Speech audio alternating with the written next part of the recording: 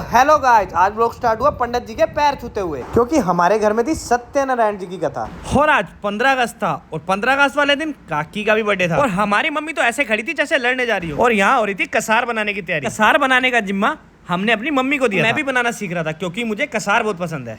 और भाभी तैयारी कर रही थी पूजा करने के लिए और ये सब कर रहे थे प्रसाद का इंतजार।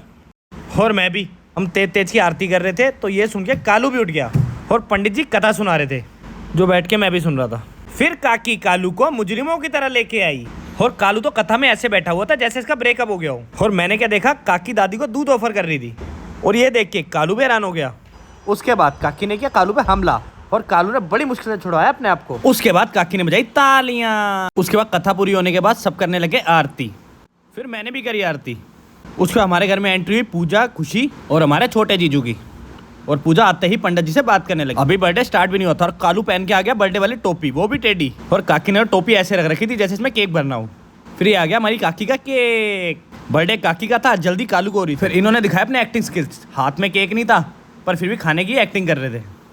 सबसे बड़ी एक्टिंग हमारा कालू कर रहा था, बिना केक मिले खाने की एक्टिंग कर रहा था। और काकी को इतनी जल्दी थी, केक भी तिरछा सा काट दिया और अब ये केक कम हलवा ज्यादा लग रहा था। और ये सब केक खाने के चक्कर में रुके पड़े थे। भाभी ने गोल्ड डिबिया पे ऐसे हाथ रखा था जैसे कोई चढ़ावा चढ़ा रहे हो। और ये सारी चीजें हमारे डैडी देख रहे थे। काकी ने सबसे पहले केक खिलाया अपनी दादी को और ये सब देख के हमारे छोटे जीजू ठेंगा दिखा के निकल गए। ये तो गिफ्ट ऐसे दे रहे थे जैसे कोई पुरस्कार दे रहे हो। हमारी काकी तो केक खा नहीं रही थी, हमारे जीजू ने खुद ही केक खा लिया। फिर मैंने खिलाया काकी को। काकी मेरे हाथ से खा नहीं रही थी, लगता है इसलिए नहीं खा रही क्योंकि मैं बर्थडे गिफ्ट नहीं लेके आया था। काकी तो खिला नहीं थी, पकड़ पकड़ के भाभी खिला रही थी। मुझे तो ऐसा लग रहा था भाभी का ही बर्थडे है। पूरा बर्थडे निकल गया पर कालू की टोपी सेट नहीं आई। फिर जिस चीज का इंतजार था वही हुआ। भाभी ने कहा मैं सबको केक डाल के देती हूँ। हमारे जीजू और हमारी मम्मी केक ऐसे खा रही थी जैसे केक ही खाने आए हैं। केक इतना बढ़िया लगा, ये मुझसे और केक मांगने लग गए। और यहाँ का मोल देख के तो ऐसा लग रहा था ये रोटी नहीं, आज ये केक ही खाएंगे। और कालू हमारा ऐसे तपस्या करते हुए केक खा रहा था। ये तो बिल्कुल सोफे के डंडे बैठा हुआ था। पर ये टीका कैसे पड़ा था भाई इस जगह पे। केक खत्म होते ही ये खड़ा हो गया। इन्होंने इतना केक खा लिया इनकी टोपियाँ भी फट गई। मैंने कालू की और सोफे वाली वीडियो बना ली थी तो कालू हो गया था मुझसे नाराज। फिर कालू को मनाने के लेके आया मैं और ज़्यादा केक। आज घर पे कोई रिश्तेदार आ चुके थे तो ये सब देख के इन्होंने अपने पुराने मृत भांडे निकाल मारे।